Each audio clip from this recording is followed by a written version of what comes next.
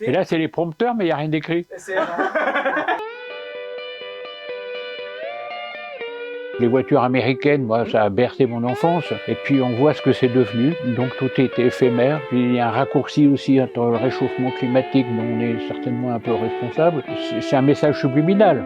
C'est d'abord la peinture, mais derrière, ça raconte des histoires quand même.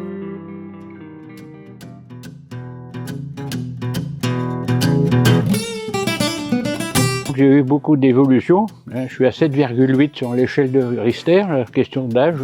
J'ai vendu dans ma vie plus de 3000 toiles. Enfin, pas moi personnellement, mais mes marchands dans ma vie. Et ce travail-là, c'était les valeurs humanistes. Voilà, je suis tombé dedans quand j'étais tout petit. J'étais sensibilisé par ma famille. J'avais un arrière-grand-père qui était un artiste, qui était portraitiste.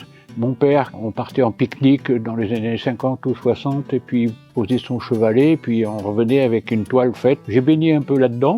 Et au fil du temps, mes valeurs ont été bouleversées. La guerre revenait en Europe, alors que le réchauffement climatique commençait à nous brouter l'économie et perturber nos pensées et notre liberté. Je vais vous faire rire, attention, préparez-vous. J'ai une petite galerie pendant longtemps à Fréjus, et les gens qui regardaient l'annuaire pour trouver une casse auto. Ils me téléphonaient. Est-ce que vous avez encore un réservoir de C3 Citroën? Ah bah non, j'ai vendu l'année dernière, la semaine dernière, c'est fini, j'en ai plus. Ça m'a donné l'idée parce que j'ai aussi en même temps préparé des maquettes pour des musées, pour l'anniversaire du débarquement. Alors je faisais des maquettes de bateaux, d'avions, de petits bonhommes, etc. Et puis j'étais amené à faire de la rouille dessus. Et ça m'est venu comme ça, un hiver, je dis casse, rouille. Et ben, j'ai fait une première voiture comme ça, qui était abandonnée dans un désert, et je trouvais ça beau. Et puis je me suis rappelé les impressionnistes. Les impressionnistes étaient beaucoup moqués par les sujets qu'on trouvait vulgaires. Mais moi je me disais aussi, pourquoi pas, c'était un défi. Je pourrais peindre une poubelle et la rendre belle après tout.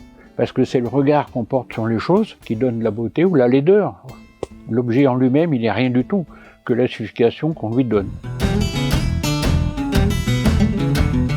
Vous voyez, j'ai un pinceau, j'ai ma main droite parce que je suis droitier, puis j'ai un tube de couleur. Il suffit d'ouvrir le tube de couleur, on met un peu de couleur sur le pinceau et on se débrouille après, parce que chacun fait comme il peut. J'ai pas fait les beaux-arts, on m'a rien appris, j'ai appris par tout seul. Donc je suis un autodidacte, enfin tout seul.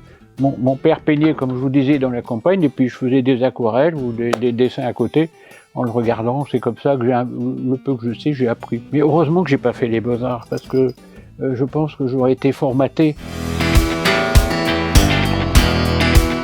Comme tous les artistes doivent avoir un œil qui traîne. On doit être curieux et un œil qui traîne. J'ai toujours aimé les casses, les épaves, les ferrailleurs, trucs comme ça. Et quand vous observez les bouts de ferraille ou la fonte, vous apercevez que c'est pas la même rouille.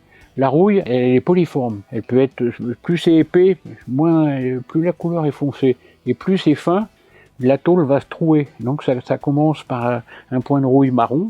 Ça peut être noir autour, puis ça se troue. Et puis là, ça commence à couler en orangé. Ouais, tout ça, j'ai observé ça. Et ça me plaît beaucoup, moi j'aime bien. Bon, celle-là, je l'ai pas trop abîmée. Hein. Mais il y en a d'autres où elles ont pris. Hein.